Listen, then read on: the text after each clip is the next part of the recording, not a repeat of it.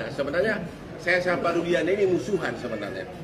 Karena aku berusaha meminta ketemu dia, dia tidak mau ketemu. Ya, ini katanya siapa itu? Bukan, yang saksinya itu yang ditolak. Yang ditolak siapa? Dedi Mulyadi. Dedi Pak. ADM. Pak. Dedi Mulyadi, aku juga bingung itu orang. Ya, kok ngapain dia maju ke persidangan? Dia kan bukan saksi. Sudah cukup lah, ini udah populer, mudah-mudahan cepat terpilih nanti apa calon apa? Gubernur. Nah, udah cukup lah kampanye, udah cukup lah mas ya. Udah selesai lah itu, janganlah terus itu berlanjut terus ya. Anda tidak memenuhi syarat sebagai saksi kok ya. Kalau kalah populer, Anda masih kalah sama gua populernya. Mengenai Dede, Dede pasti bukan, Dede itu pasti pintar. Kuasa hukumnya juga pintar.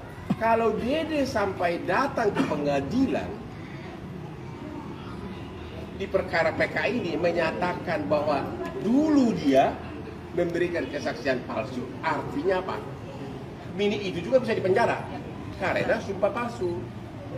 Ya, jadi mungkin itu dia sudah sadar, makanya dia tidak datang.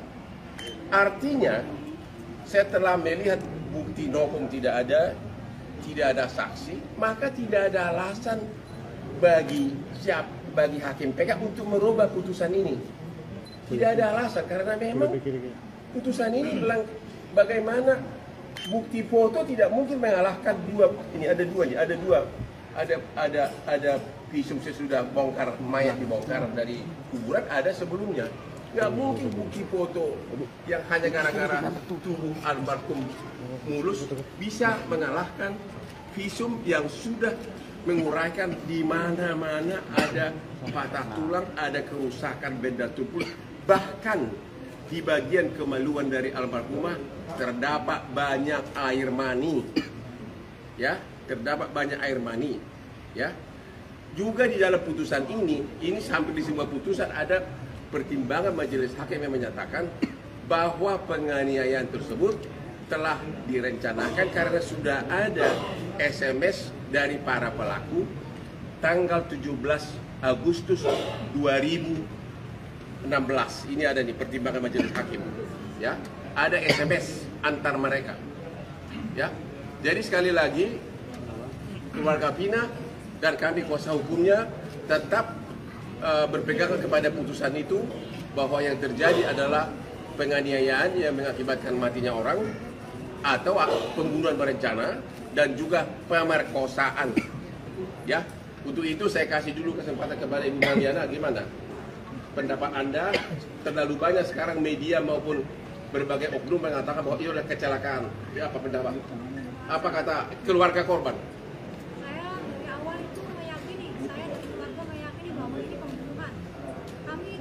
Tidak terima bahwa ini dikatakan laka lantas karena luka-luka yang ada saya alami itu berbeda jauh dengan kecelakaan. Kalau punya kecelakaan motornya nggak rusak ya?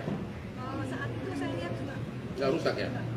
Terus luka-luka di tubuh yang keseret mobil nggak ada? Nggak ada? Ya. Hanya ini kepala itu lunak, terus kaki sama tangan itu remuk, tulangnya itu yang lamprey gitu. Oh begitu. Oke. Apa? Ya udah.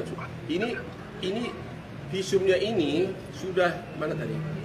Ini nggak bisa dibantah lagi. Ini kan hasil resmi. Ini di mata hukum yang diakui itu adalah visum atau otopsi, visum et repertum. Disebutkan di sini meninggalnya karena beda tumpul, patah tulang di mana-mana yang benar-benar bukan ciri khas orang kecelakaan lalu lintas, ya, karena justru bukti foto mereka itulah justru harusnya mematahkan dia punya PK sendiri, karena justru bukti foto itulah membuktikan bahwa itu bukan kecelakaan. Mana ada kecelakaan serusak ini tulangnya bersih habis, nggak ada sama sekali kegores, aspal dan sebagainya. Kira-kira itu pertanyaannya. Sebelum kebetulan di sini ada Pak Rudiana. Sebenarnya saya sama Pak Rudiana ini musuhan sebenarnya. Karena aku berusaha meminta ketemu dia tidak mau ketemu. Ya, entah kenapa. Sekarang mewakili wartawan dan mewakili keluarga Vina, saya mau bertanya kepada Pak Rudiana nih sekarang. Ini tolong dijawab secara apa adanya tanpa ada yang ditukangin. Waktu kejadian tersebut katanya Bapak sebagai bagian narkoba. Oke. Bapak bagian narkoba, tapi kenapa Bapak yang menangkap para pelaku? Ya silakan. Yang keras Pak, yang keras Pak. Saya adalah orang tua daripada korban, yang mana saya punya kewajiban untuk menjaga hak hidup daripada anak saya. Ya. Dan ketika terjadi hal seperti itu, anak saya meninggal dengan keadaan yang memang perlu mungkin saya ambil langkah-langkah untuk mencari penyebab daripada meninggalnya, karena luka-lukanya yang saya lihat seperti ada hal-hal atau mungkin perbuatan lain, sehingga hati saya terketuk sebagai orang tua untuk mencari penyebabnya. Ya. Dan kebetulan ada orang yang melihat dan tanggal 31 Agustus setelah saya datang ke Jalan Perjuangan, di depan SMP 11 bertemu dengan saudara A dan D, dan kemudian dia menyampaikan kalau melihat kejadian tanggal 27, Ya. saat itu sebagai orang tua saya punya keinginan untuk lebih mencari tahu. Oke.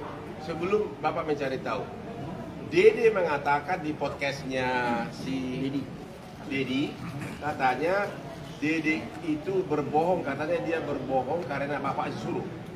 Dia mengaku-ngaku ada kejadian, padahal benar nggak Bapak yang nyuruh? Tidak benar. Bapak akan laporkan ke polisi? Sudah dilaporkan. Siapa yang dilaporkan? Download Tribun X sekarang, menghadirkan lokal menjadi Indonesia.